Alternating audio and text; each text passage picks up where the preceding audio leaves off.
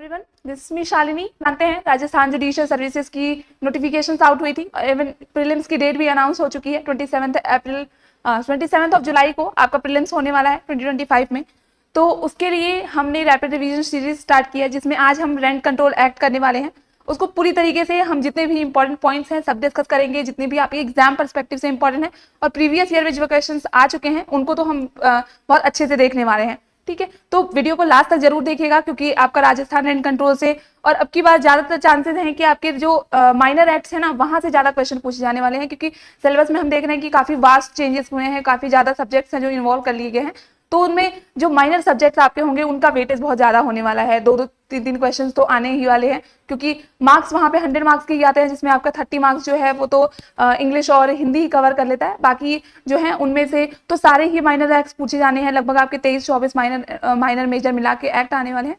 तो इसलिए हम बहुत ही डिटेल में इसको करने वाले हैं और बहुत क्विकली भी करेंगे। ठीक है, जितने भी एसेंशियल पॉइंट्स हैं उन सबको डील करने वाले हैं। तो स्टार्ट करते हैं हम अपना डिस्कशन।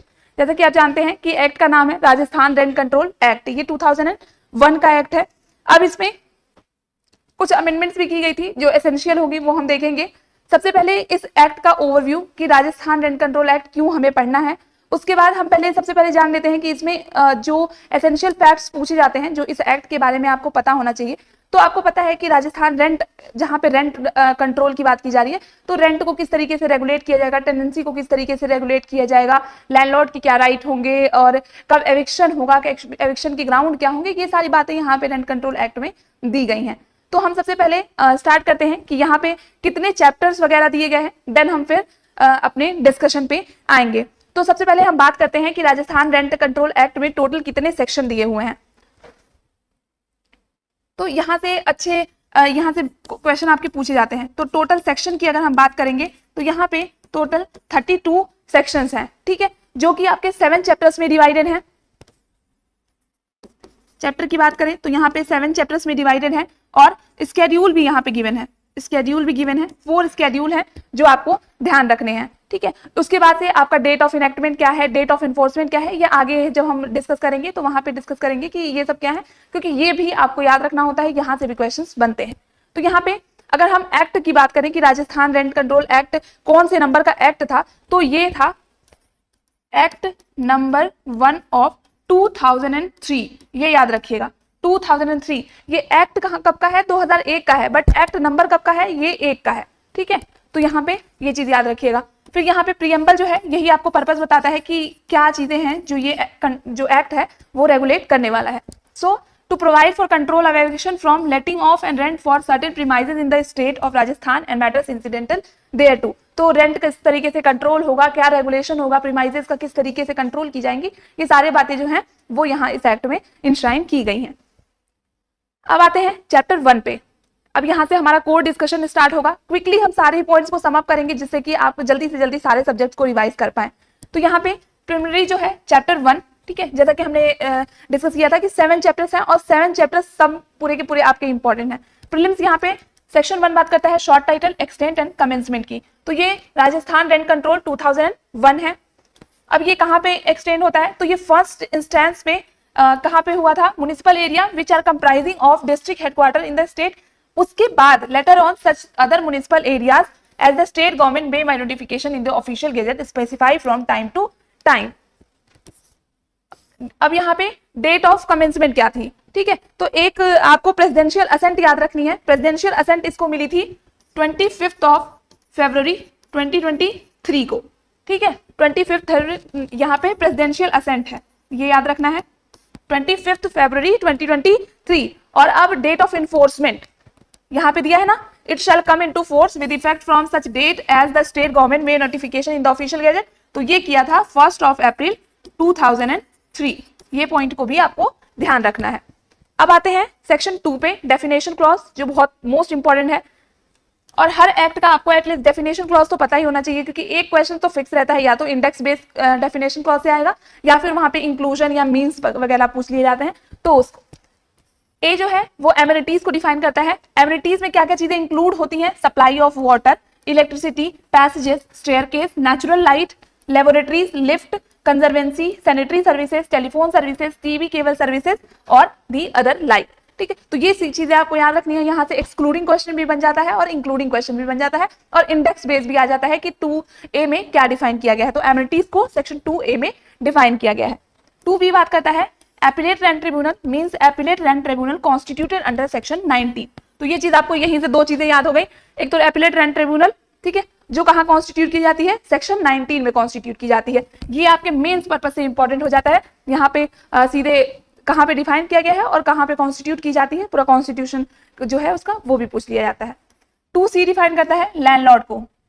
लैंडलॉर्ड का मतलब क्या है, तो landlord means any person who for the time being receiving or is entitled to receive the rent of any premises whether on his own account or an agent, trustee, guardian receive for any other person or who would receive or entitled to receive the rent and the premises were let to a tenant।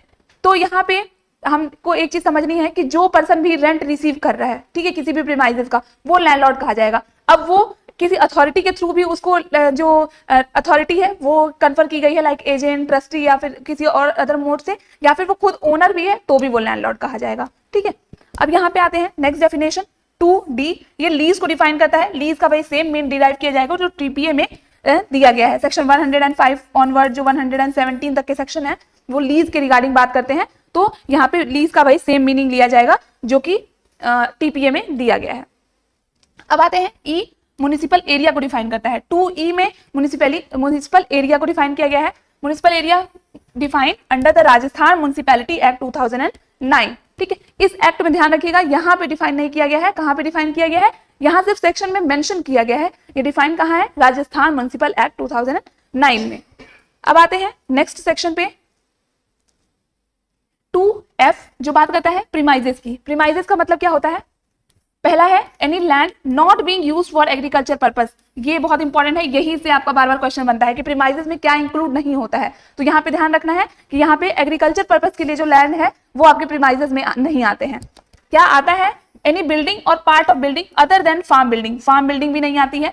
Late or intended to be let to use for residence or commercial or for any other purposes including, ठीक है। तो ये दोनों चीजों को आप farm building नहीं आएगी और एग्रीकल्चर पर्पसेस नहीं आएंगे।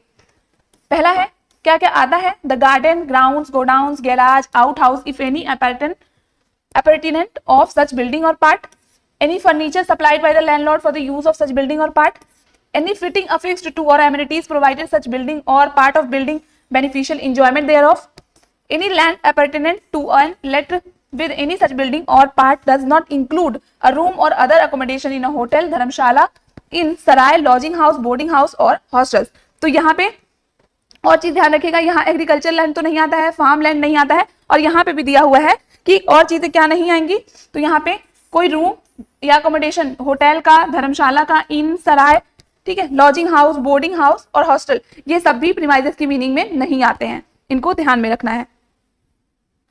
अब आते हैं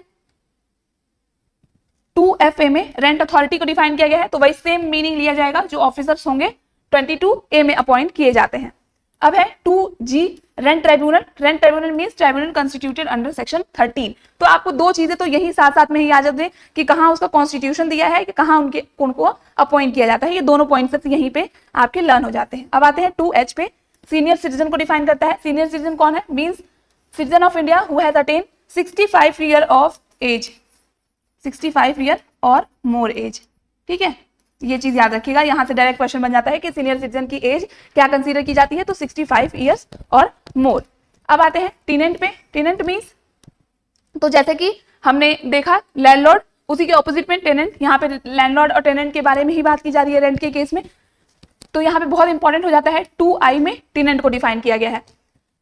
पहले definition, the person by whom on whose account behalf rent is but a contract express or implied would be payable. तो जो पर्सन खुद या दे रहा है या उसके बिहाफ पे कोई और पर्सन रेंट दे रहा है, वही पर्सन टेनेंट कहा जाएगा। अब यहाँ पे the event of death of the person referred to in sub clause 1, और मतलब अगर इन केस जो मेन टेनेंट था, ठीक है, जिसने घर किराए पे लिया था, वो अगर उसकी डेथ हो जाती है तो कौन और टेनेंट माना जाएगा, यहाँ पे ये है।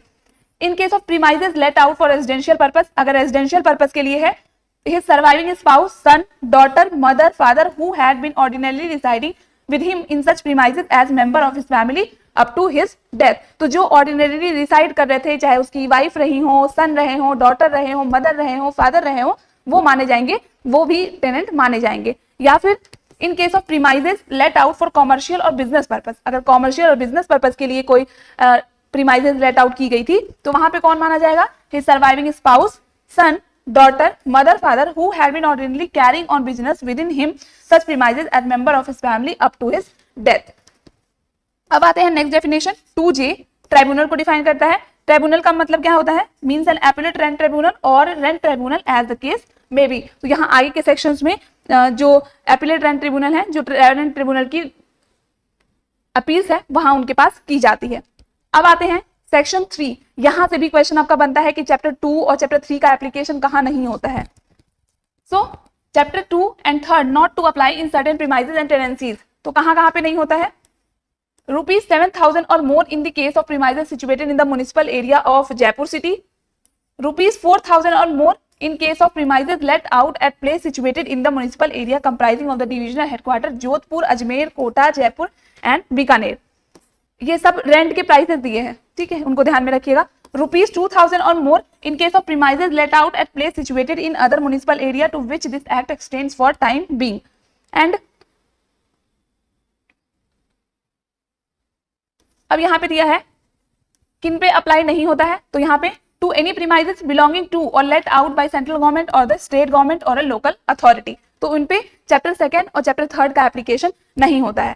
To any premises belonging to or let out by anybody corporate constituted by central act or a Rajasthan act, और किस पे नहीं होता है? To any premises belonging to a government company as defined under section 670 of the companies act 1956। Next, to any premises belonging to the Devasthan Department of State which is managed and controlled by the state government, any property of Waqf registered under the Waqf Act 1995, and to any premises belonging to such religious, charitable, educational trust or class of trust may be specified by the state government by notification in the official gazette, to any premises belonging to or vested in the university established by or law for the time being in force। 7th दिया है to any premises let to bank, any public sector undertaking or any corporation established by or under the central government or state government multilateral company। ये सब जितने भी दिए हुए हैं authorities, इन पे इस एक्ट का एप्लीकेशन नहीं होता है, ये हमें ध्यान रखना है। अब यहाँ पे एक्सप्लेनेशन एज सच बहुत कोई इंपॉर्टेंट नहीं है, एक्सप्लेनेशन से ज्यादा क्वेश्चन नहीं बनते हैं। हम एक बार देख लेते हैं एक्सप्लेनेशन में क्या क्या चीजें दी हैं। तो स्टेट बैंक ऑफ इंडिया क्या है? जो कॉन्स्टिट्यूट की जाती है state bank of India act में। सब्सिडरी बैंक डिफाइन कहाँ किया गया है? ये भी state bank of India act में डिफाइन किया गया है, एंड ये भी नहीं पूछा जाता है, ठीक है। अब आते हैं सेक्शन 4 पे, मोस्ट इंपॉर्टेंट सेक्शन कह सकते हैं, प्रीलिम्स के पर्पज से भी आपके और मेंस के पर्पज से भी। सेक्शन 4 कहता है rent to be as agreed, तो रेंट जो पेएबल होगा प्रीमाइजेस के लिए वो किस तरीके से अग्री किया जाएगा या क्या कैसे डिसाइड किया जाएगा। तो the rent payable for any premises shall subject to the other provision of this act be such as may be agreed upon between the landlord and tenant, and it shall not include charges payable for amenities which may be agreed upon separately and shall be payable accordingly।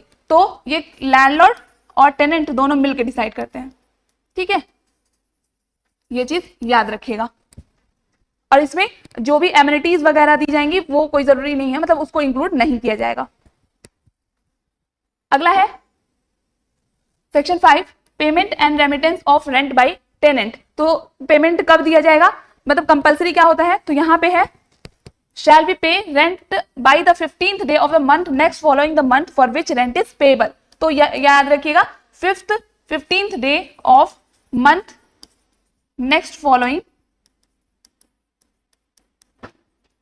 the month, ठीक है, ये चीज याद रखिएगा। मतलब आज इस month का रेंट देना है तो अगले महीने के 15 दिन के अंदर में आपको वो रेंट दे देना है, ठीक है।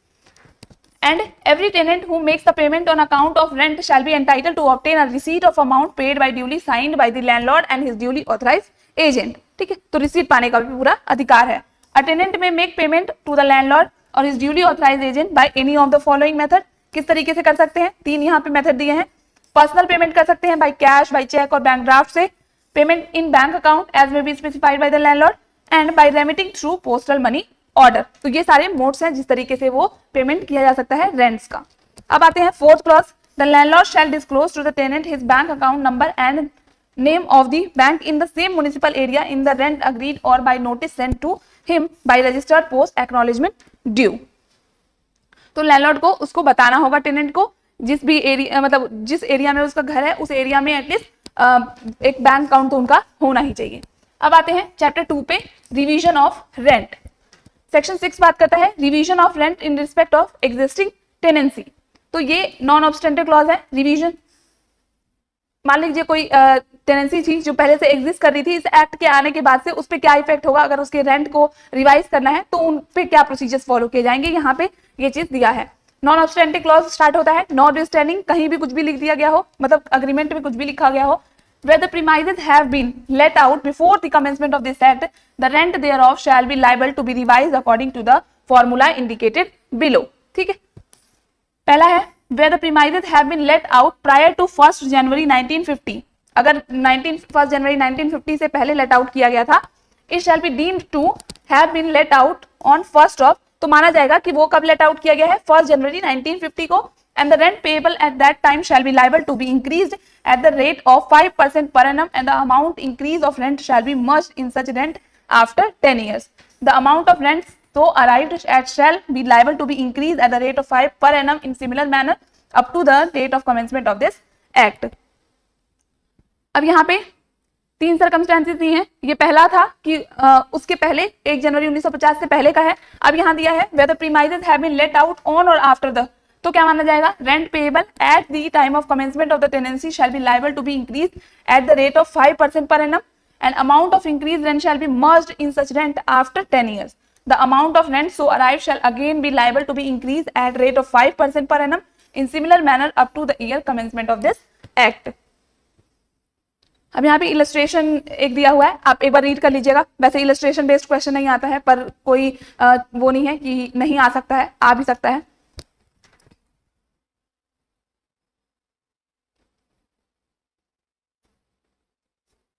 अब आते हैं सेक्शन 7 पे।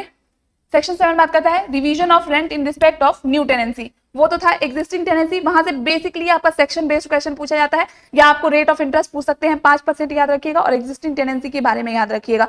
और एक चीज याद रखिएगा, ऑन और आफ्टर वाला जो कॉन्सेप्ट है कि कितने, बस वो पॉइंट को आपको ध्यान रखना है। अब यहाँ पे revision of rent in respect of new tenancies क्या है, in absence of agreement to the contrary, the rent of the premises let out after the commencement of this act shall be liable to be increased at the rate of 5% per annum, and the amount of increase of rent shall be merged in such rent after 10 years. Such rent shall be further liable to be increased at similar rate and merged in similar manner till the tenancy subsist. And any agreement for increase of rent in excess of 5% per annum shall be void to that extent। ये question आपका बार बार पूछा जाता है कि अगर 5% से ज्यादा increase कर दिया जाता है रेंट को, ठीक है, रिवीजन के टाइम पे, तो उसका क्या रिजल्ट होगा। तो ये चीज याद रखिएगा कि उस वैसे अगर किया जाता है तो वो वॉइड होगा। ठीक है, यहाँ पे ये चीज ध्यान रखिएगा। अब आते हैं चैप्टर 3 पे, टेनेंसी में। ठीक है, अब यहाँ पे सेक्शन 8 जो बात करता है वो लिमिटेड पीरियड टेनेंसी के बारे में बात करता है। चलिए जानते हैं क्या होती है लिमिटेड पीरियड टेनेंसी। तो यहाँ पे a landlord may be let out premises for residential purpose for a limited period not exceeding 3 years। ये चीज याद रखिएगा कि लिमिटेड पीरियड टेनेंसी कितने दिन के लिए होती है, ये 3 सालों से ज्यादा के लिए नहीं हो सकती है। In such cases, the landlord and proposed tenant shall submit a joint petition before the rent tribunal for the premises to enter into limited period tenancy and for grant of certificate for recovery of possession. फिर the rent tribunal shall grant permission immediately and issue certificate of recovery of possession of such premises executable on expiry of the period mentioned in the certificate. However, such permission shall not be granted for more than 3 times for the same premises।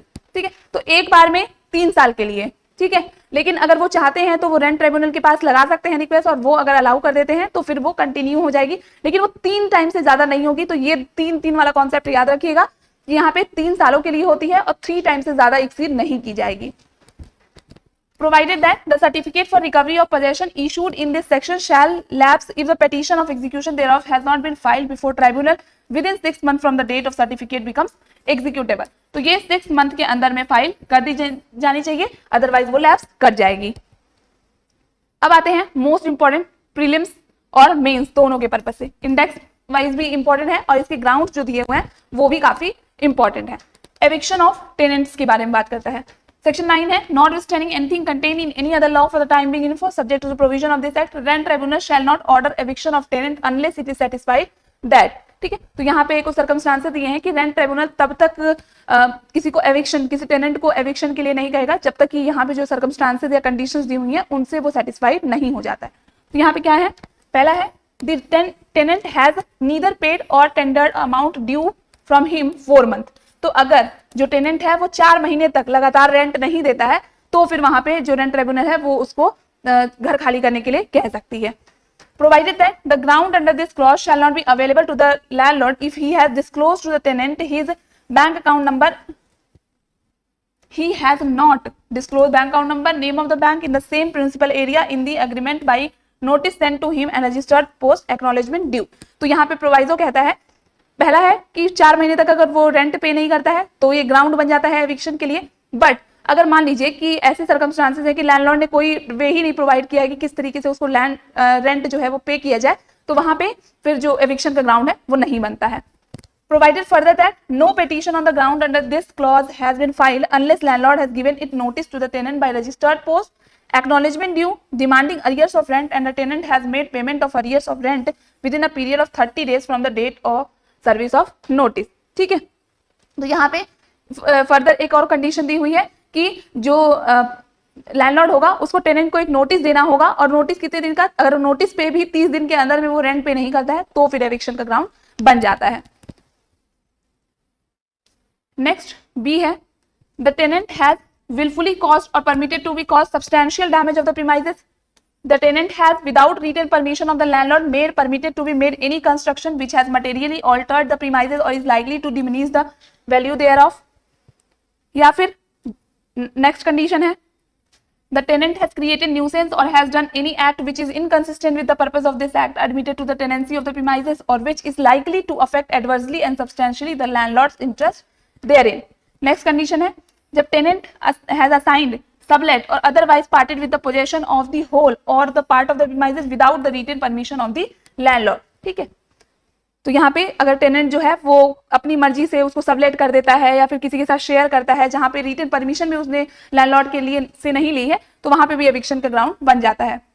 The tenant has renounced his character as such and denied the title of the landlord and latter he has not waived his right and condemned the conduct of the tenant. या फिर the premises were let out for residential purpose but have been put to commercial use wholly or partially and the premises were let out to the tenant for residential purpose by reason of his being the service of employment of the landlord and the tenant has ceased to be in such service or employment. Next, the premises are required reasonably and bona fide by the landlord for the use of occupation of himself and his family for the use of occupation of any person whose benefit of the premises are held. तो ये सारे circumstances दिए हुए हैं जहां पे जो rent tribunal है वो किसी टेनेंट को एविक्ट कर सकती है। प्रोवाइडेड दिया है where the degree of eviction from any premises is sought by the landlord under clause 1 he shall be prohibited from letting out the same or to any person within a period of 3 years। ठीक है, तो अगर सब clause 1 जो वहां पे था कि रेंट पेएबल नहीं किया जाता है तो यहाँ पे प्रोहिबिट किया गया है कि वो किसी को लेट नहीं करेंगे 3 साल के लिए within the period of 3 year and in case the premises are let out the tenant shall be entitled for the restoration of possession on a petition moved by him before the rent tribunal and the rent tribunal shall dispose of such petition expeditiously and procedure as laid down under section 16 or shall mutatis mutandis apply। ठीक है, तो ये चीज याद रखिएगा कि वो 3 साल तक के लिए लेट आउट नहीं की जाएगी, 3 साल तक उसको उसी तरीके से रखना है। Next, the tenant has built or acquired vacant possession of or allotted suitable premises adequate for his requirement। ये सारी कंडीशंस दी हुई है कि कब कब वेकेंट किया जा सकता है, एविक्शन किया जा सकता है। नेक्स्ट है the premises have not been used without reasonable cause for the purpose of which they were let for a continuous period of 6 months। continuous period तो 6 month तक वो जिस पर्पस के लिए लिया गया था, जिस कॉज के लिए लिया गया था वो पर्पस के लिए यूज ही नहीं किया जा रहा है, 6 महीने से वैसे ही बंद पड़ा हुआ है। the landlord has been required any authority under any law to abate the overcrowding of the premises। बहुत ज्यादा लोगों का आना जाना है उस घर में। the landlord requires the premises in order to carry out and building work। अब क्या क्या वर्क हो सकते हैं तो यहाँ पे 2 दिए हैं। At the instance of the state government or local authority in pursuance of the improvement scheme and development scheme या because the premises have unsafe or unfit for human habitation. तो ये सारे ग्राउंड्स हैं जब किसी टेनेंट को evict किया जा सकता है। ये आपका सेक्शन 9 जो है ये मोस्ट इंपॉर्टेंट है। अब आते हैं सेक्शन 10 पे, right of landlord to recover immediate possession in certain cases. तो यहाँ पे लैंडलॉर्ड को स्पेसिफिकली राइट प्रोवाइड किया गया है कि कब वो बिना नोटिस दिए या फिर वो कब इमीडिएट पोजेशन ले सकता है। ठीक है, ये भी नॉन ऑब्स्टेंटिव क्लॉज है। A landlord shall, on petition being filed in this behalf in the rent tribunal, be entitled to recover immediate possession of a residential premises. कब? पहला है condition, is or was a member of any armed forces or parliamentary forces of the union. A forced petition is filed within 1 year prior to or subsequent on the date of requirement, release, discharge, as the case may be, within a period of 1 year from the date of commencement of this act, whichever is later. तो ये याद रखिएगा, 1 year का clause यहाँ से बार बार question पूछे जाते हैं। यहाँ पे ये चारों के चारों पैरा दे देगा और 1 ईयर 2 ईयर यहीं पे खेल हो जाता है, तो उसको बहुत ध्यान से हमें याद रखना है। Next, is or was an employ of the central government or state government bodies or state government owned, occupied, files are forced within a period prior to or subsequent to the date of his retirement within a period of 1 year from the date of the commencement of this act, whichever is later. Third condition है, has becomes a senior citizen and files the aforesaid petition after expiry of 3 years from the date of letting out of the premises. Next है, a dependent legal representative of landlord who was a member of any armed forces or parliamentary, तो वो खुद के लिए भी कर सकता है और अपने अगर एलार्स वगैरह भी उस घर में अब रहना चाहते हैं रिटायरमेंट वगैरह के बाद, तो उनके लिए भी वो घर को जो है इमीडिएट जो इविक्शन है वो करवा सकता है। Period of 1 year after the death of such member within a period of 1 year from the date of commencement of this act, whichever is later. Third condition है, after the death of landlord, his widow shall, on petition being filed in this behalf in the rent tribunal, be entitled to recover immediate possession of the residential premises if the petition is filed by her within a period of 1 year from the date of her death of her husband. तो यहाँ पे अगर जो member of armed forces वगैरह थे, अगर उनकी death हो जाती है तो उनकी विडो जो है वो भी 1 साल के अंदर में नोटिस देके, मतलब रेंट ट्रिब्यूनल के पास पिटीशन लगा के वहां पे एविक्शन इमीडिएट पोजेशन ले सकती हैं। सेकेंड है, whether landlord has let out more than one premises, the petition under subsection 1 shall be maintainable in respect of one rented premises only to be chosen by landlord, and petition under subsection shall be maintainable only if the petitioner is not residing in his own premises in the same municipal area. ठीक है, as such आगे के sections उतने important नहीं है तो हम इन्हें स्किप भी कर सकते हैं। जितने भी इंपॉर्टेंट पॉइंट थे हमने डिस्कस कर लिए हैं। यहाँ पे एक्सप्लेनेशन याद रखिएगा, landlord shall mean the owner of the residential premises. यहाँ पे जितने भी लैंडलॉर्ड की हम बात कर रहे हैं वो यहाँ पे क्या मीन डिराइव किया जाएगा, यहाँ पे landlord shall mean the owner of the residential premises. अब आते हैं चैप्टर 4 पे। चैप्टर 4 बात करता है restoration of possession of illegal evicted tenant and proceedings thereof. Section 11 बात करता है restoration of possession of illegally dispossessed tenant. अगर मान लीजिए कि जो लैंडलॉर्ड है उसने अपने टेनेंट को इलीगली डिस्पोजेस किया है, कोई भी ग्राउंड एग्जिस्ट नहीं करता था तभी भी उन्होंने इलीगली उसको डिस्पोजेस कर दिया है, तो वो किस तरीके से टेनेंट जो है वो पोजेशन को रीस्टोर करेगा। तो यहाँ पे if any tenant is dispossessed by landlord from the rented premises without his consent otherwise than by due process of law, he may within 30 days, ये याद रखिएगा 30 days from the date of the knowledge of such dispossession file a petition before rent tribunal for restoration of possession thereof। तो ये दो चीजें आपको याद रखनी है, एक तो सेक्शन याद रखना है, यहाँ पे कितने दिन के अंदर में फाइल कर सकता है, यहाँ पे 30 दिन के अंदर में, और यहाँ पे किसके सामने फाइल करेगा, किसके कोर्ट में, तो यहाँ पे रेंट ट्राइब्यूनल के पास करेगा। सेक्शन 12 बात करता है procedure for recovery of possession. So the tenant or any other person claiming recovery of possession under section 11 of this act shall file a petition before rent tribunal, and such petition shall be accompanied by affidavit and document if any upon which tenant or person entitled to recover possession wants to rely। ठीक है, अब यहाँ पे जो rent tribunal है वो एक date fix करेगी। ठीक है, जो डेट कितने दिन से ज्यादा की नहीं होगी, यहाँ पे 21 days from the date of service of the notice requiring the landlord to submit reply. ठीक है, तो लैंडलॉर्ड को रिप्लाई कितने दिन के अंदर में सबमिट करना होगा, ठीक है, रिप्लाई विद इन 21 days, ये चीज याद रखिएगा। ठीक है, notice duly served by any of this mode shall be treated as sufficient service. अब यहाँ पे लैंडलॉर्ड में सबमिट हिज रिप्लाई कितने दिन के अंदर में, period not exceeding 10 days from the date of service of notice. ठीक है, तो यहाँ पे लैंडलॉर्ड को नोटिस कितने दिन के अंदर में चली जाएगी, यहाँ पे दिया हुआ है 21 डेज, और वो कितने दिन में अपनी रिप्लाई सबमिट करेगा, तो वहां पे 10 डेज के अंदर में उसको कर देना होता है। अगर कोई रिजॉइंडर वगैरह भी लगाना है तो भी वो लगा सकता है। If any after serving copy of the same on landlord within period of 7 days from the date of service of reply, तो रिजॉइंडर वगैरह भी अगर उन्हें लगाना है तो 7 डेज का टाइम एडिशनल दिया जाता है। The term tribunal shall thereof shall fix the date hearing which shall not be less than 15 days from the date, और हियरिंग के लिए कितनी दिन की टाइम मिलता है, 15 दिन के अंदर में। ये सारी चीजें होने के बाद 15 दिन के अंदर में हियरिंग के लिए डेट डिसाइड कर दी जाएगी। The petition shall be disposed of within the period of 90 days from the date of service of notice. ये चीज भी याद रखनी है कि कितने दिन के अंदर में पिटीशन जो है वो डिस्पोज ऑफ कर दी जाएगी, 90 डेज के विद इन।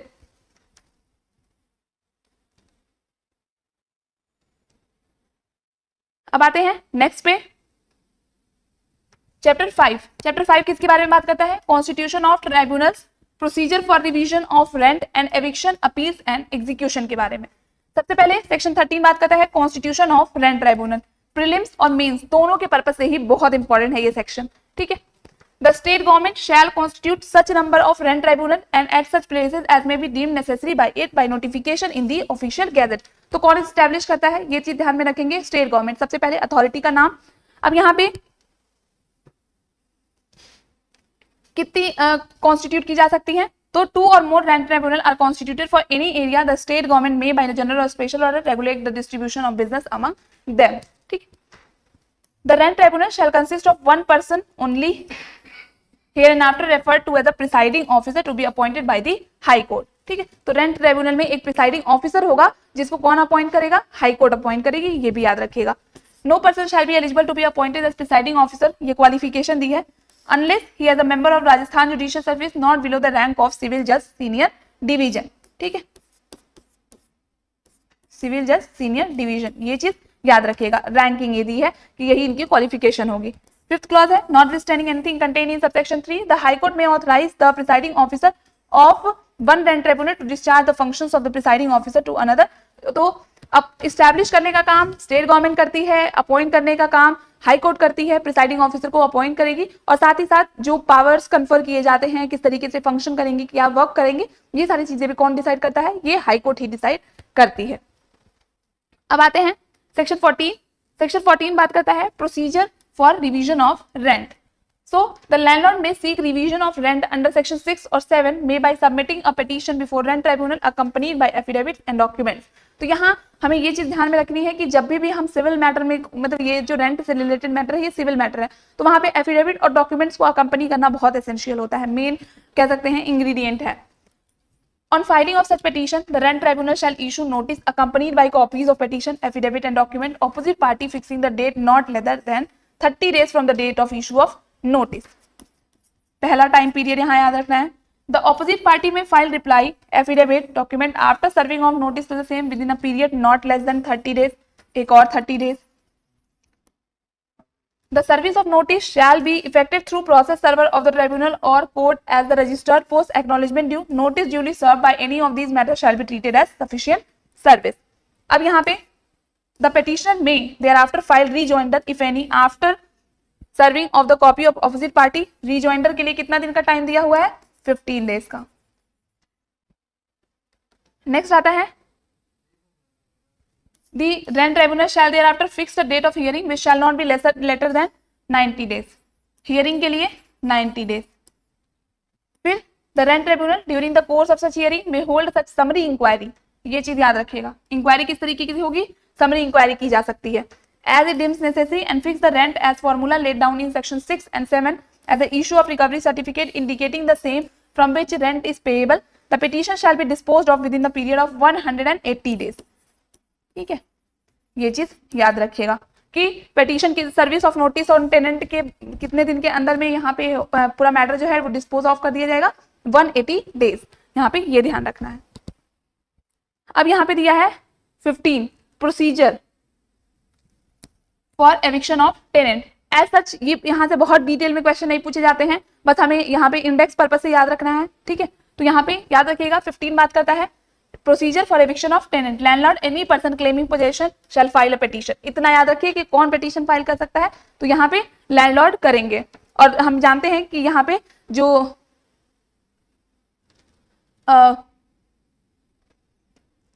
जो पिटीशन वगैरह फाइल करने का काम है वो लैंडलॉर्ड ही करेंगे, क्योंकि उन्हीं को स्टार्ट करनी है प्रोसीडिंग्स। अब यहाँ पे एक चीज ध्यान में रखते हैं कि यहाँ पे हमें याद रखना है कि ये कितने दिन के अंदर में, तो यहाँ पे 30 डेज का एक नोटिस देना होगा, ठीक है। Accompany affidavit and document if any fixing date not later than 30 days from the date of issue of notice requiring the tenant to submit reply accompanied by. तो जैसा हमने पिछला प्रोसीजर देखा है, वहां पे टाइम पीरियड दिए हुए हैं, टाइम स्लॉट्स आपको याद रखने हैं। टेनेंट को कितने दिन के अंदर में रिप्लाई करना होता है, तो यहाँ भी यहाँ पे 45 डेज का दिया है। उसके बाद पिटीशनर में देयर आफ्टर रीजॉइंडर कितने दिन के अंदर में फाइल कर सकते हैं, तो यहाँ 30 दिन का और टाइम दिया हुआ है। And the tribunal shall thereafter fix the date of hearing which shall not be later than 180 days. Hearing के लिए 180 दिन, एंड पूरा मैटर जो है वो कितने दिन के अंदर में डिस्पोज ऑफ हो जाना चाहिए, तो यहाँ पे नोटिस के 240 डेज के अंदर में डिस्पोज ऑफ कर देना चाहिए।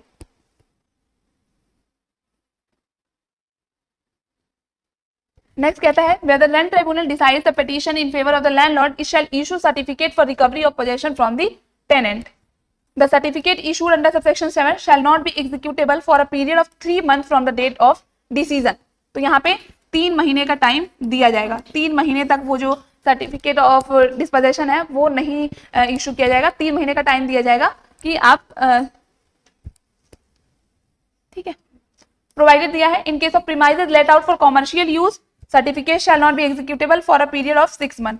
तो ये याद रखिएगा, अगर रेजिडेंशियल पर्पस के लिए है तो कितने दिन तक एग्जीक्यूट नहीं किया जा सकता है सर्टिफिकेट को, तो यहाँ पे रेजिडेंशियल पर्पस के लिए 30 डेज का टाइम है, और अगर कॉमर्शियल पर्पस के लिए है तो वहां पे 60 डेज का टाइम पीरियड गिवन है।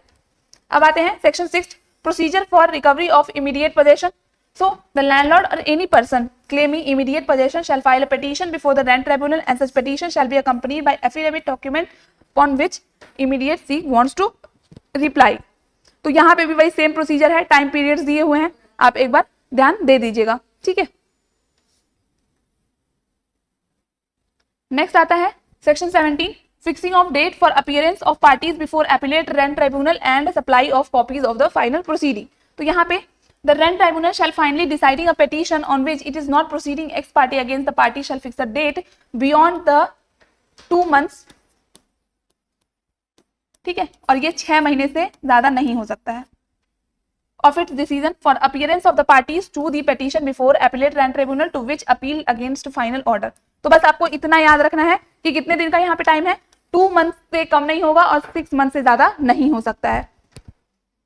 अब आते हैं section 18 jurisdiction of rent tribunal, ठीक है। Notwithstanding anything contained in any other time be in force in the areas of which this act extends, only the rent tribunal and no civil court shall have jurisdiction to hear and decide the petition relating to disputes between landlord and tenant and a matter connected therewith and ancillary thereto and the other provision। तो किसके पास यहाँ पे power दिया गया है, यहाँ पे rent tribunal के पास पावर दिया गया है, सिविल कोर्ट के पास जुरिस्डिक्शन नहीं है। Provided दिया है that the rent tribunal shall in deciding petition to which provision of contained in chapter 2nd, 3rd do not apply have due regard to the provision of Transfer of Properties Act, Indian Contract Act or any other substantive law applicable to such matter in the same manner in which such would have been applied had the dispute been brought before civil court by way of suit। तो इतनी आपको सिर्फ इतना याद रखना है, jurisdiction of criminal courts कौन सा सेक्शन है जिसमें दिया गया है, और साथ ही आपको ये भी याद रखना है कि यहाँ पे किसके पास जुरिस्डिक्शन, तो रेंट ट्राइब्यूनल के पास ही सिर्फ जुरिस्डिक्शन है, सिविल कोर्ट के पास जुरिस्डिक्शन नहीं है, ठीक है।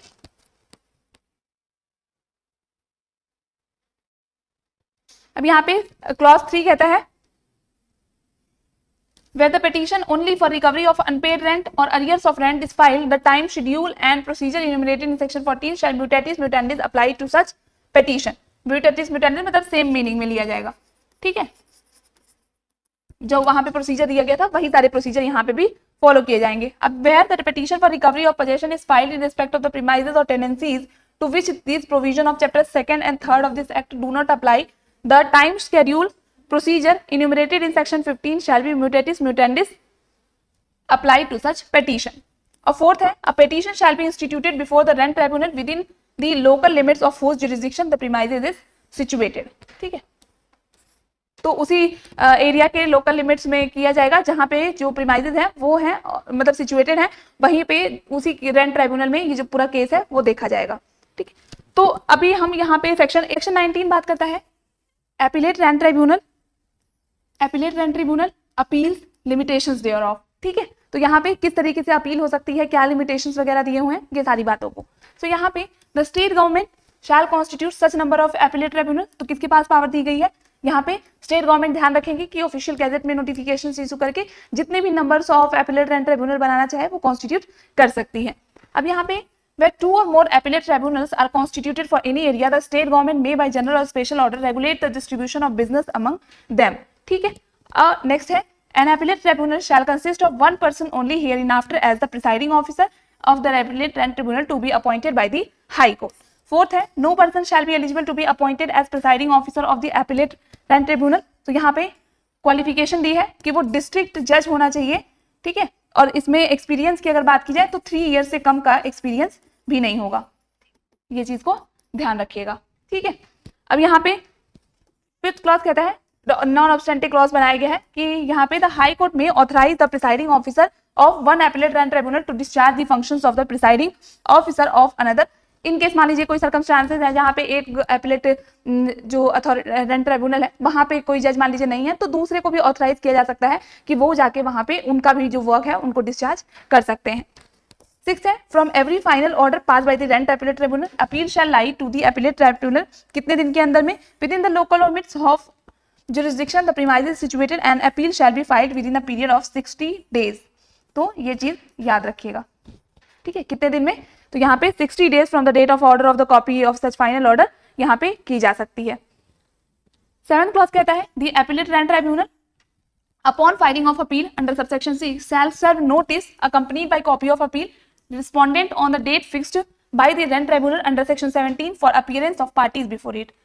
अगर रिस्पोंडेंट फेल्स हो जाता है to appear on a fixed date by the appellate rent tribunal तो यहाँ पे एक्स पार्टी ऑर्डर भी पास किया जा सकता है। इन case the final order under section 17 was passed x party proceedings against any party the appellate rent tribunal shall issue notice accompanied by copy of appeal fixing the date not later than 30 days requiring the respondent to appear before it on the date so fixed and service of such notice shall be effected through process server of tribunal or civil court as well as by registered post acknowledgement due and service duly of this method shall be sufficient service। ठीक है, तो यहाँ पे ये सारी चीजें दी हुई हैं।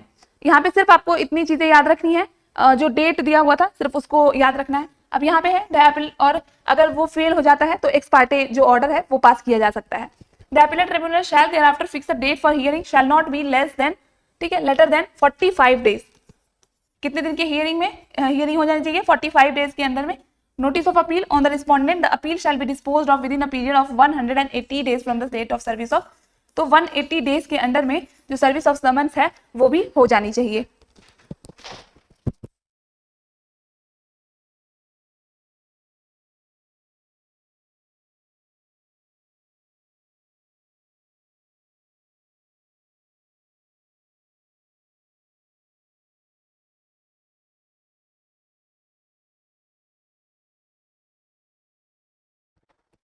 नेक्स्ट आते हैं क्लॉज 9 क्या कहता है, where the appellate rent tribunal considers it necessary in the interest of arriving just and proper decision it may allow filing of additional affidavit और documents at any stage of the proceedings in stage. Next, the appellate rent tribunal may its discretion pass such interlocutory order during the pendency of appeal as it may deems fit. तो यहाँ पे appellate rent tribunal के पास interlocutory orders भी issue करने की authorisation है। While deciding appeal, the appellate tribunal may, after recording reasons therefore, confirm कर सकते हैं, वरी कर सकते हैं, set aside कर सकते हैं, reverse, modify the order passed by the rent tribunals. If necessary, in the interest of justice, remand the case to the rent tribunal along with the direction as it may deem fit. Next, the appellate rent tribunal shall issue appropriate recovery certificate according to the decisions rendered by it. Next, the decision of the appellate rent tribunal shall final and no further appeal revision shall lie against its order. ठीक है, तो जो भी order आएगा appeal के बाद से वहां पे यहाँ वो ऑर्डर फाइनल माना जाएगा और वहां ना तो फर्दर अपील की जाएगी और ना तो रिवीजन लाई करेगा अगेंस्ट दिस ऑर्डर। तो ये चीज ध्यान रखिएगा। अब आते हैं सेक्शन 19A। 19A बात करता है, ये इंडेक्स पर्पस से आपके ज्यादा इंपॉर्टेंट है। Power of tribunal to order payment of rent and arrears thereof during pendency of petition or appeal. ठीक है, तो यहाँ पे on application of the landlord the tribunal shall after hearing the parties to the petition or appeal as the case may be order that the tenant shall pay to the landlord all dues on account of rent forthwith and shall continue to pay the rent during the pendency of petition of appeal as the case may be as and when it becomes due।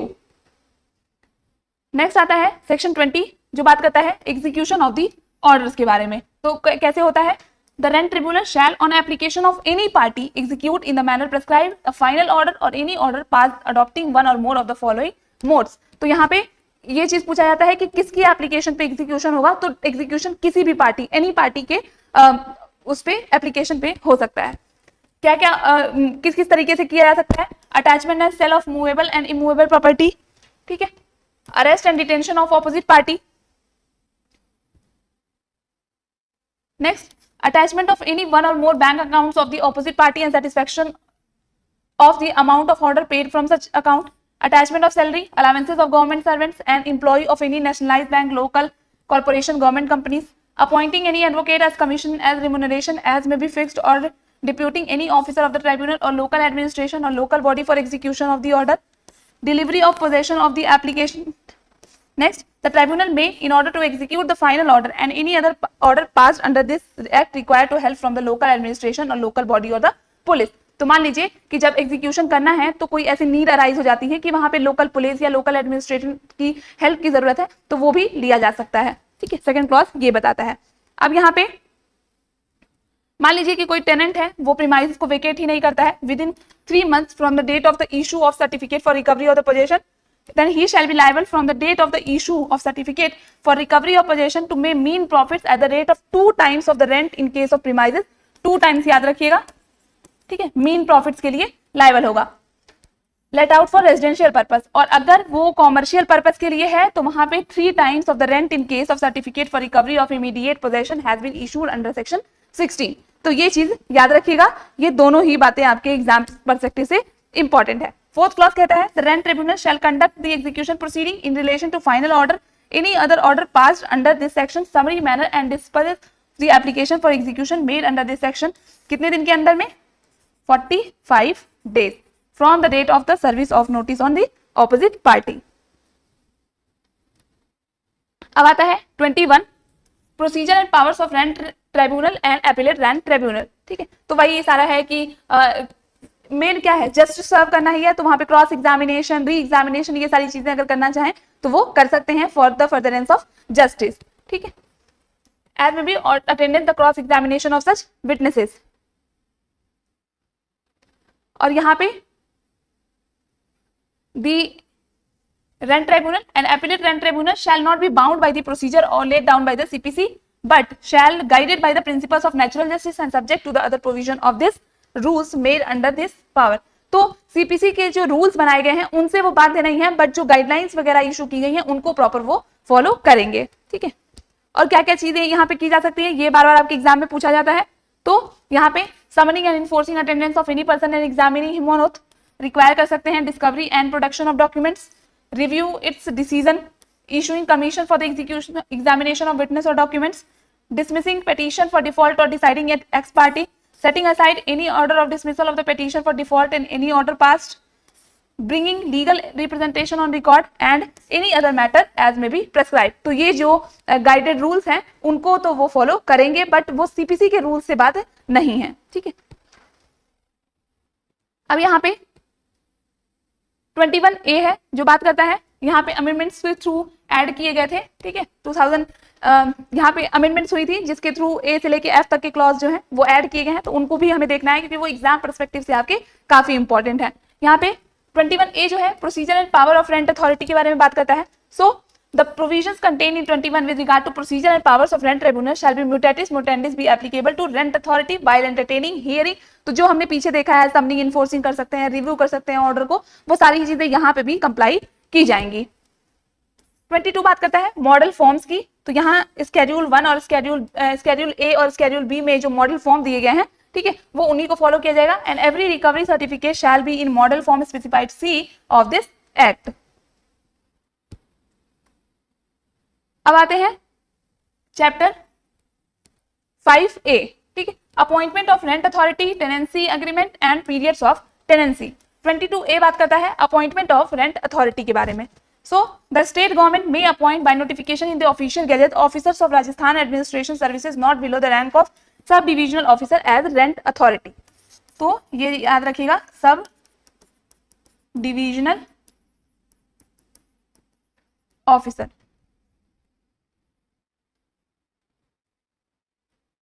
Next, an appeal against the order of rent authority shall lie to the rent tribunal within the period of 60 days।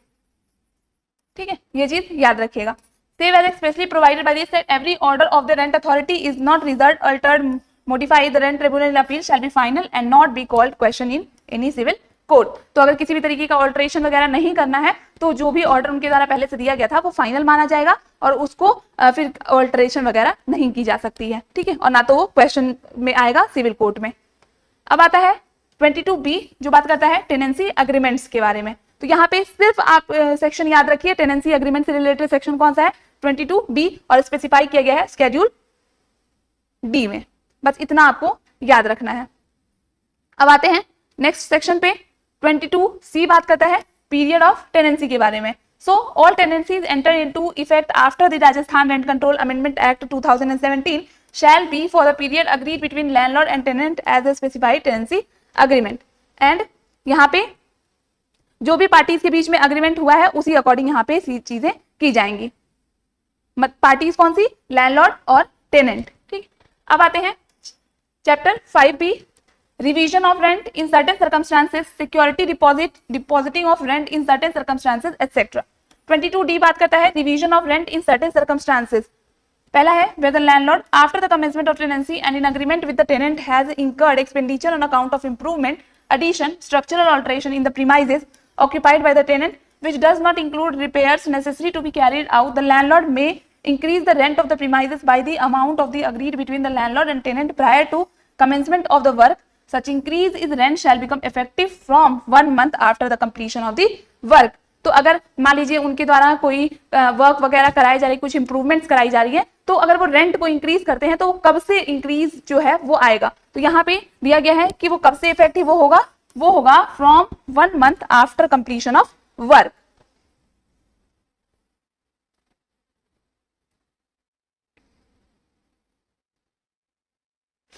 Next आता है 22E बात करता है rent authority to fix device rent in circumstances specified in 22D। So the rent authority on application presented by the landlord or tenant in circumstances specified in 22D shall fix or revise as the case may be the rent and other charges payable by the tenant as also fixed from the date of the revised rents become payable। तो दोनों में से कोई भी party अगर चाहेगी तो वो 22 के प्रोसीजर्स सर्कमस्टांसेस में अगर फॉलो कर रही है तो यहाँ पे रेंट का रिवीजन करवा सकते हैं। 22F बात करता है सिक्योरिटी डिपॉजिट के बारे में, ठीक है, तो यहाँ पे कितना होगा, इक्वल टू 1 मंथ सैलरी, अरे 1 मंथ रेंट, इतना बस ध्यान रखना है। अब आते हैं 22G बात करता है depositing of rent with rent authority in certain circumstances, ठीक है, where the landlord does not accept the rent tendered by the tenant in manner specified in section 5 or refuses to give a receipt, the tenant may deposit the same periodically in the rent authority. यहाँ से आपके PT में question बनता है कि अगर landlord जो है वो ना तो रिसीट देता है और ना ही वो रेंट ही एक्सेप्ट कर रहा है, तो रेंट किसको पे करेगा, टेनेंट, ये रेंट अथॉरिटी को पे करेगा। ये चीज ध्यान रखिएगा, ये बार बार आपके एग्जाम में पूछा जाता है। नेक्स्ट है wherever in any case there is a bona fide doubt about the person or persons to whom rent is payable, the tenant may deposit such rent to the rent authority। अब मान लीजिए कि वहां पे 2 मालिक आ गए, वो कह रहा है कि मुझे देना है, दूसरा कह रहा है मुझे देना है, तो वहां पे अगर कंफ्यूजन अराइज हो जाती है किसी भी तरीके की, तो वहां पे भी जो रेंट पेएबल होगा वो रेंट अथॉरिटी को होगा। On deposit of rent, the rent authority shall investigate the case and pass the order based on facts of the case। 4th clause कहता है the amount of rent deposited under this section shall be accounted for in such manner as may be prescribed and shall be kept in personal deposit account, shall be operated payment to landlord and other lawful claimant in the manner as may be prescribed। 5th clause है the receipt by the landlord of rent deposited under subsection 1 and subsection 2 as the case may be shall not operate as admission of the correctness of rent and other facts stated by the tenant while depositing the same। अब आते हैं chapter 6 पे, जो amenities के बारे में बात करता है। एमिनिटीज क्या होती हैं? जो एडिशनल आपको चीजें प्रोवाइड की जाती हैं, लाइक एसी वगैरह की सुविधा दी जाती है, और भी बहुत सारी सुविधाएं हैं जो जैसे बहुत सारी चीजें हैं कि फर्निश्ड घर आपको प्रोवाइड किया जाता है रेंट पे अगर लेते हैं, तो वो चीजें हैं कि उन्हीं में कुछ चीजें होती हैं जो आपको एमिनिटीज प्रोवाइड की जाती हैं। तो अब यहाँ पे इन सारी चीजों के बारे में बात करेंगे हम। सेक्शन 23 बात करता है लैंडलॉर्ड नॉट टू डिसकंटिन्यू और withhold amenities enjoyed by the tenant. तो यहाँ पे मैंडेटरी रूलिंग बनाई गई है कि वो मना नहीं कर सकते हैं। तो landlord either himself or acting through any person or person purporting to act on behalf shall discontinue withhold, यहाँ पे नो है, ठीक है, यहाँ पे नेगेटिव ही इसकी लैंग्वेज है कि मना नहीं कर सकते हैं, मैंडेटरी है। द लैंडलॉर्ड में हाउएवर डिसकंटिन्यू और withhold any amenity with the permission of the rent authority and shall grant the permission if satisfied that the tenant has not paid the charges respect to whichever is liable to pay। तो वहां पे general पैरेलेंस में नहीं कर सकती हैं। अगर rent authority, rent tribunal का ऑर्डर आ जाता है कि हाँ उनके रिगार्डिंग उन्होंने बिल नहीं पे किया है, तो फिर वहां उस सर्कमस्टांसेस में किया जा सकता है। जैसे कभी हम सुनते हैं कि किसी की जो इलेक्ट्रिसिटी है वो कट कर दी जाती है क्योंकि रेंट नहीं पे किया था या बिजली का बिल जो है वो पे नहीं किया था, तो वही सारी चीजें। On the petition of the landlord for permission to discontinue or withhold the amenities, or on the petition of the tenant for restoration of amenities, the rent authority shall issue notice to the other party, and after hearing the parties, it shall pass such order as may deem fit. Next है, during the pendency of the inquiry under this section, the rent authority may pass such interim order as it may deem fit. अब आते हैं 24 बात करता है duties of tenant and landlord की। तो यहाँ पे in the absence of written agreement, essential repairs in a year involving expenditure up to 5 of the annual rent, ठीक है, shall be carried out by the tenant at his own cost, and essential repairs involving expenditure in excess of 5 annual rent shall be carried out by the landlord on receiving notice from the tenant। तो यहाँ पे हर साल जो tenant है वो 5% तक का जो रिपेयर का चार्जेस आ रहा है, मतलब जितने रेंट है उसका 5% तक का जो भी रिपेयर का चार्ज आ रहा है वो बियर करेगा टेनेंट। लेकिन अगर 5% से ज्यादा का आता है तो जितना भी रिमेनिंग अमाउंट 5% के बाद का होगा वो किसकी कॉस्ट पे जाएगा, वो लैंडलॉर्ड के द्वारा पे किया जाएगा। ठीक है, यहाँ पे ध्यान रखना है। Provided that where the landlord neglects or undertake essential repairs within a period of 15 days from the date of receipt, the tenant shall be liberty to move the rent authority for permission to undertake the repair along with estimate of such repairs, and where permission is granted by the rent authority, it shall also pass order with regard to recovery of such cost from the landlord by setting off amount against the rent payable by the tenant. Second है, the provision of subsection 2, 3, 4 of section 23 shall apply mutatis mutandis to the proceedings before rent authority under this section.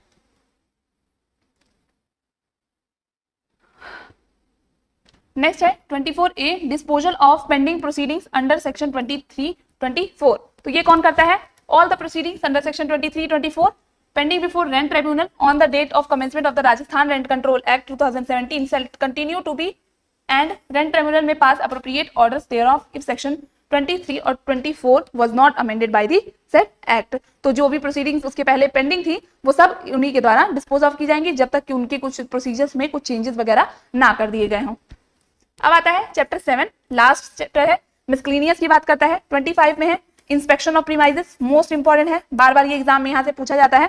तो यहाँ पे landlord जो है वो inspection कर सकता है। कितने दिन की नोटिस देनी होगी ये चीज बस याद रखिएगा, 7 days का नोटिस जो है वो टेनेंट को देना होगा। और यहाँ पे shall not carried out by landlord more than once in 3 months। तो यहाँ पे वंस इन 3 months को याद रखिएगा और 7 days का नोटिस याद रखिएगा, ये दोनों क्वेश्चन आपके बन जाते हैं। 26 बात करता है members and staffs of the tribunal to be public servant and their control. ठीक है, तो यहाँ पे जो इंडियन पेनल कोड का सेक्शन 21 था जो पब्लिक सर्वेंट को डिफाइन करता था, तो उसी की मीनिंग में जो लोग पब्लिक सर्वेंट की मीनिंग में आते थे, तो यहाँ जो भी अपॉइंट किए जाएंगे वो पब्लिक सर्वेंट की मीनिंग में आएंगे। Presiding officer of rent tribunal and appellate rent tribunal shall function under the administrative and disciplinary control of the high courts. Next 26A बात करता है rent authority to be public servant and protection of action. ठीक है, तो यहाँ पे उनको भी पब्लिक सर्वेंट की मीनिंग में माना जाएगा। 27 बात करता है लिमिटेशंस के बारे में। So subject to the provision of this act, the provision of limitation act shall as far as may be apply to petition, application, appeal, other proceeding, file proceed. तो जितने भी प्रोसीडिंग्स वगैरह rent appellate tribunal, rent tribunal के सामने की जाएंगी उन पे लिमिटेशन एक्ट का जो प्रोविजंस है वो अप्लाई होंगे। 28 बात करता है कोर्ट फीस के रिस्पेक्ट में.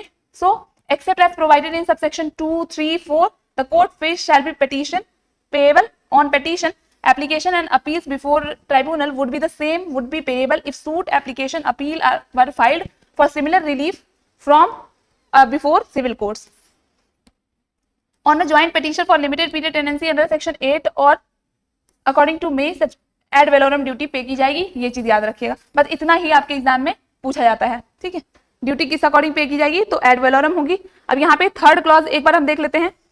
On an application under section 22E or a petition under section 23, 24 and on an appeal against any order on such application or petition, a fixed court fee of 100 rupees shall be payable. And fourth है on petition for revision of rent under section 6 or under section 7 or appeal against order on such petition, be fixed court 250 shall be payable. तो ये sections याद रखिएगा कि section 6 section 7 के respect में 250 रुपए लगेंगे. फिर वहां पे सेक्शन 22E है, 23 है, 24 है. यहाँ पे अगर इन सब की अपील्स लगाई जाती है तो वहां पे फीस कितनी होगी 100 रुपीज होगी. ठीक है, अब आते हैं 29 पे जो कहता है act to have overriding effect. तो जितने भी इस रिस्पेक्ट में लॉ बनाए गए हैं वहां पे ये जो लॉ है वो स्पेशली रेंट कंट्रोल से रिलेटेड बनाया गया है. तो यहाँ पे ये जो एक्ट है वो ओवरराइडिंग इफेक्ट रखेगा. 30 बात करता है पावर टू रिमूव डिफिकल्टीज किसके पास है, स्टेट गवर्नमेंट के पास. बस इतना याद रखना है. फिर आते हैं 31 पे पावर टू मेक रूल्स. तो यहाँ पे रूल मेकिंग पावर किसको दिया गया है, ये भी स्टेट गवर्नमेंट को दिया गया है. बस इतनी सारी चीजें हमको याद रखनी है. 32 किसके बारे में बात करता है, रिपील एंड सेविंग्स की बात करता है. ये बार बार पूछ लिया जाता है तो ध्यान रखते हैं कि कौन सा एक्ट है जो रिपील करके ये एक्ट आया था. Rajasthan premises control of rent and eviction act 1950 shall stand repealed with effect from the date of notified under section subsection 3 of section 2. ठीक है, तो ये चीज याद रखिएगा कि ये कौन सा एक्ट को हटा के आया था. तो Rajasthan premises control of rent and eviction act 1950. बाकी और इसमें कुछ भी चीज याद नहीं रखनी है. जितना हमने इस क्लास में डिस्कस किया है वही सारे पॉइंट्स. एक तो इंडेक्स याद रखना है, टाइम पीरियड याद रखने हैं, अथॉरिटी के नाम याद रखने हैं, चैप्टर के नाम याद रखने हैं, और जो बेसिक फैक्ट्स हमने क्लास में स्टार्ट करते वक्त ही पढ़े थे, जैसे एक्ट नंबर क्या है, डेट ऑफ इन्फोर्समेंट क्या है, कितने सेक्शंस हैं, कितने चैप्टर हैं, कितने स्केड्यूल हैं, बस इतना ही आपको याद रखना है. इससे अलावा कुछ भी याद नहीं रखना है. सिर्फ यहीं से क्वेश्चन पूछे जाते हैं, इसके अलावा कुछ भी क्वेश्चन नहीं आते हैं. आपके 2 से 3 क्वेश्चन तो फिक्स हैं कि रेंट कंट्रोल से आने वाले हैं, जिनको आप बहुत अच्छे से अगर इस वीडियो को आप 2 बार रिपीटेड पे देख लेते हैं तो आपके सारे क्वेश्चन यहीं से कवर हो जाने वाले हैं. तो आज यहीं पे हमारा खत्म होता है रेंट कंट्रोल एक्ट. आगे की क्लासेस में हम और भी जितने भी एक्ट्स यहाँ पे आने वाले हैं उनको कंटिन्यू करेंगे, उनको डिस्कस करेंगे. तब तक के लिए keep learning, keep shining, all the best, thank you.